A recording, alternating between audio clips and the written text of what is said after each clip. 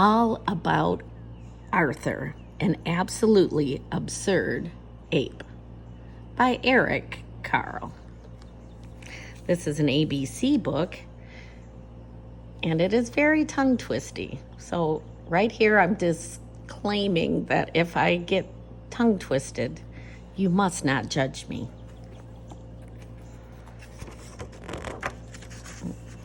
You can see that he has all the alphabet. A, B, C, D, E, F, G, H, I, J, K, L, M, N, O, P, Q, R, S, T, U, V, W, X, Y, Z. For Bobby. All About Arthur. And you can see on this first page that the illustrations are made from woodcuts. Eric Carle, All About Arthur, an Absolutely Absurd Ape. This was published in 1974. The summary for the Library of Congress catalog says, to cure his loneliness, Arthur the ape travels from city to city, meeting other animals. In Atlanta one autumn day, an absolutely absurd accordion-playing ape named Arthur felt all alone. In Baltimore, Arthur befriended a bashful banjo-playing bear named Ben. Ben was bored beyond belief. In Cincinnati, he came across a cool calico cat selling cotton candy on a corner. The cat was called Cindy. Now, any fan of Eric Carle starts to recognize some of the characters in his later books.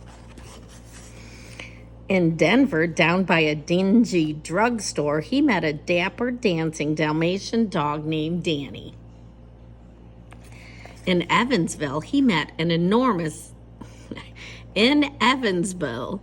by an enormous elm tree, he met an eccentric but exceptionally easygoing elephant named Eddie. With Eddie was an elegant electric eel.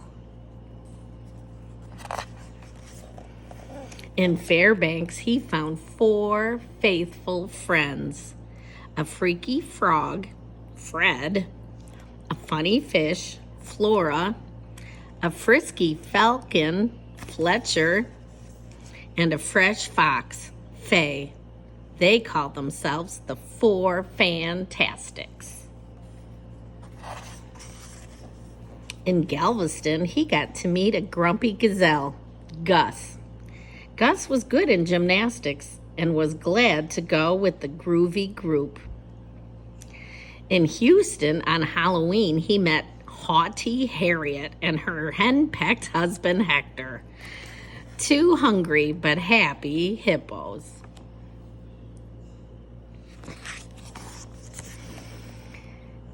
At an inn in Indiana, he met an intelligent ibex named Ivan and an inquisitive iguana, Isabel.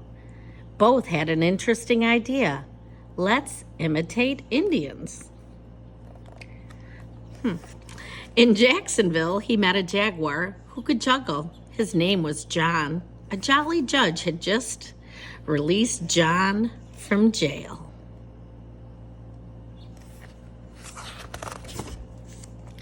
In Kansas City, he met a kind kangaroo named Kenneth, who had just knocked over a kettle while kissing his kooky wife, Kate. In Louisville, he met Leo, a lonely lion licking a lollipop, Lana, a lovely llama, and Lisa, a lady lizard.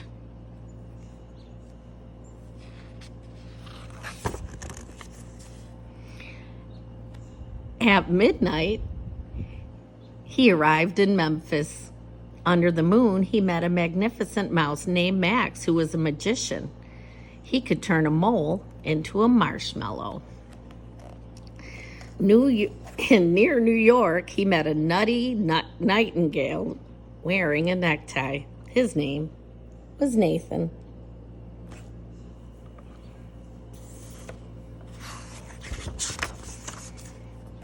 In Oklahoma, he met an odd octopus named Otto, who was eating oysters with onions. In Philadelphia, he found quite a pair playing poker. Peter, a pompous parrot, and Quincy, a quaint-looking quail. They were quietly quarreling over a quarter. "Pardon me," said the parrot. "I quit," said the quail.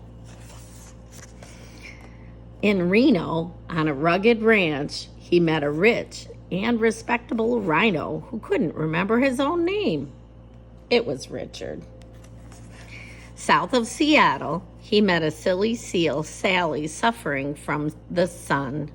She had a scorched stomach. In Tucson, he met two troublesome twin toucans. She was Trudy, he was Theodore. He played trumpet, she played tennis.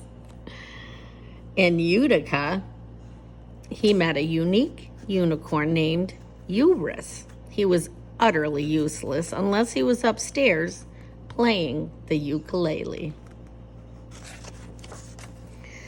On a vacant lot in Valley Forge, he met a very vain vulture named Victoria, sitting on a vase, viewing the valley. In Washington, he met a wonderful walrus with whiskers. William was his name. He was worried about his weight. XYZ.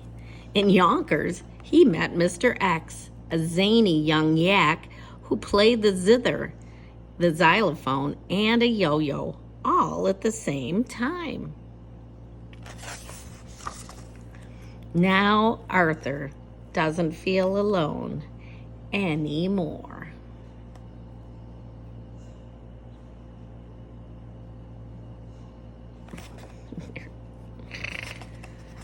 There we go. About the author.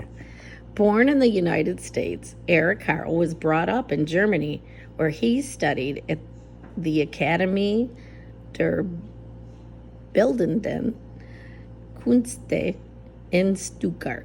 He is the author and artist of several picture books, among them The Very Hungry Caterpillar, The Rooster Who Set Out to See the World, and Have You Seen My Cat? He has also drawn a set of ecology posters called Eric Carle's Vanishing Wild Animal Counting Posters. Mr. Carle now lives in New York City, but his books are translated into many languages and enjoyed by children throughout the world.